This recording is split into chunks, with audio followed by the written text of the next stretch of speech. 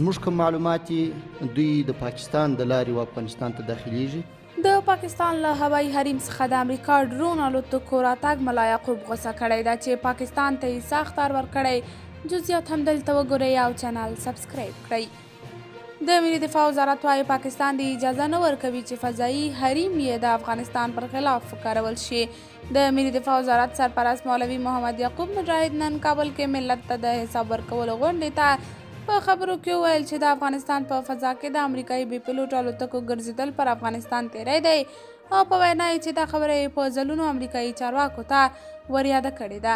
سرپرست وزیر وویل چې لومړني معلومات یې دا دي چې افغانستان ته امریکایي بې پیلوټ الوتکې د پاکستان له فضا راوړي او پر اسلام آباد یې غږ وکړ چې د افغانستان پر ضد د خپلې فضا د کارول کېدو مخه ونیسي. هغه وویل که پاکستان خپل یاد کار ته دوام ورکړي نو د اسلامي امارت د سخت غبرګون سره به مخ شي. یعقوب مجاهد وایي چې د اسلامي اردو ځواکونه د هیواد له ارضي تمامیت او استقلال څخه د دفاع توان لري او د مسلکیتوب او ښه تجهیز کولو په موخه یې ګړندۍ هڅې دوام لري. مجاهد وایي چې په تیر یوه کال کې تر 60 ډېرې خرابې چورلکې بیرته ترمیم او الوت ته چمتو شوي دي.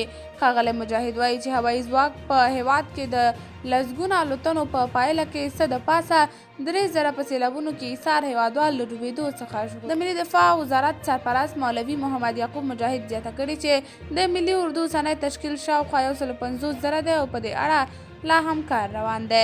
قدرمنو لیدونکو تاسو د دې موضوع په هکله څه نظر لرئ؟ په دې اړوند خپل نظریات له موږ سره په کمنټ کې شریک، ویډیو لایک او چینل هم درسره سبسکرایب کړئ.